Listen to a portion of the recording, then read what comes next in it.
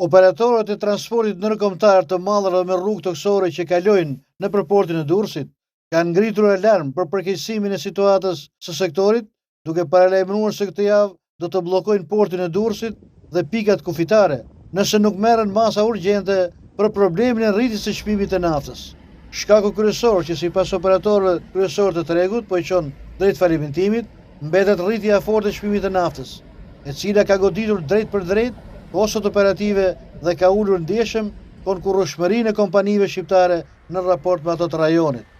Sipas kompanive të transportit ndërkombëtar të mallrave, kjo ndodh sepse çmimi i naftës në Shqipëri është rreth 30% më shtrenjtë se sa në to shtete, thekson Monitor. Konkretisht çmimi i naftës në vend është 2.1 euro për litër, ndërsa në Maqedoninë e Veriut çmimi i naftës është 1.4 euro për litër. Në Kosovë 1.7 euro për litër dhe në Malin e Zi 1.7 euro për litër. Ndërkohë kompanitë shqiptare nuk mund të njekin të njëjtin strategji, pra të furnizohen me naftë to shtete ku çmimi është më i lirë, pasi nuk përfitojnë reimbursim të TVSH për karburantin e blerë jashtë vendit. Për më tepër licitacioni shqiptar i kufizon ato të hyjnë në territor me më shumë se 200 litra naftë në serbratorin e kamionit. Në të kundërt përballen me gjoba rreth 400 euro dhe detyrim për të paguar taksa shtesë mbi sasinë e lejuar. Kjo i vendos një pozitë të pabarabartë me operatorët e huaj. Diferencat në kosto janë të konsiderueshme, thekson Monitor.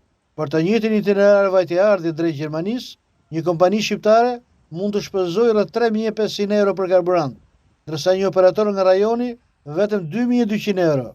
Në një rrugë të vetë me kursimi për operatorët e huaj mund të arrijë deri në 1.000 litra naftë, duke bërë ato shumë më konkurrues në treg. Pasojat janë tashmë të dukshme për të gjithë operatorët e sektorit të transportit ndërkombëtar të mallrave me kamion. Për shkak të përkeqësimit të naftës sipas Monitor, operatorët kërkojnë ndërhyrje të menjëhershme nga qeveria, duke propozuar dy zgjidhje kryesore: ose anullimin e rishikimit të marrëveshjeve bilaterale me vendet e rajonit, ose kompensim financiar për diferencën e çmimit të karburantit. Në të kundërt, ata paralajmërojnë se sektori rrezikon kolapsin me pasojë të drejtë për drejta për ekonominë dhe zënxhirin e furnizimit.